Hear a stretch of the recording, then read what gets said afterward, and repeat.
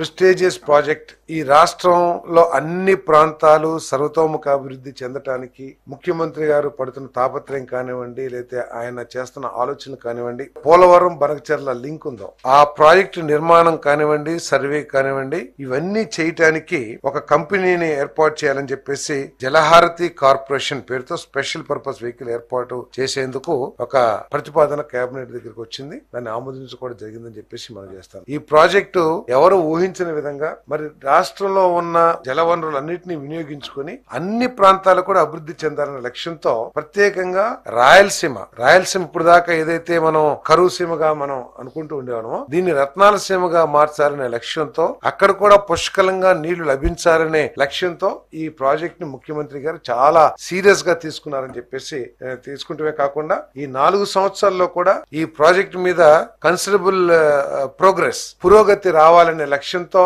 ఈ ప్రభుత్వం పనిచేస్తుందని చెప్పేసి మనం చేస్తాం. అంటే ఒక అనుభవజ్ఞుడైన ముఖ్యమంత్రి రాష్ట్ర పగ్గాలను చేపడితే రాష్ట్రానికి ఏ విధమైన మేలు జరిగింది అనడానికి ఈ ఆలోచన ఒక నిదర్శనం అని చెప్పేసి కూడా ఈ సందర్భంగా తెలియజేస్తాను. ప్రతి సంవత్సరం కూడా గత 100 సంవత్సరాలు మనం తీసుకున్నట్లయితే ప్రతి సంవత్సరం 1000 నుంచి 2000 టీఎంసీల నీళ్లు వృధాగా సముద్రంలోకి వెళ్ళిపోతా ఉంటాయి. ఎన్ని ప్రాజెక్టులు తెలంగాణలో కట్టారు, పైన మహారాష్ట్రలో కట్టారు, ఏ రాష్ట్రాల ద్వారా ఈ నది ప్రవహిస్తుందో అక్కడ అన్ని కూడా ప్రాజెక్టులు కట్టారు విత్ పర్మిషన్ విత్ అన్ని కూడా. అయినా కూడా అన్ని ప్రాజెక్టులు కట్టినా నీటిని వినియోగించుకోగా ఇంకా 100 సంవత్సరాలు మనం హిస్టరీ తీసుకుంటే 1000 నుంచి 2000 టీఎంసీల నీళ్లు వృధాగా సముద్రంలోకి వెళ్ళిపోతా ఉన్నాయి. సో అటువంటి వాటర్ ని తీసుకుని ఇతర రాష్ట్రాలతో ఎక్కడ కూడా మనకి వివాదం లేకోకుండా ఈ ప్రాజెక్ట్ ని రాయలసీమ అభివృద్ధి కోసం వినియోగించాలనే లక్ష్యంతో ఈ ప్రాజెక్ట్ ని టేకప్ చేయబోతుందని చెప్పేసి మనం చేస్తాను. మరి దీనికి దాదాపు 80,000 కోట్ల రూపాయలు ఖర్చు అవుతుందని చెప్పేసి కూడా ప్రాథమిక అంచనాలు ఉన్నాయి. మరి దీన్ని ముఖ్యమంత్రి గారు తర్వాత డిప్యూటీ చీఫ్ మినిస్టర్ గారు తమ పరపతిని కేంద్ర ప్రభుత్వంలో, ఎందుకంటే ఎన్డీఏ కూడా మన భాగస్వామి కాబట్టి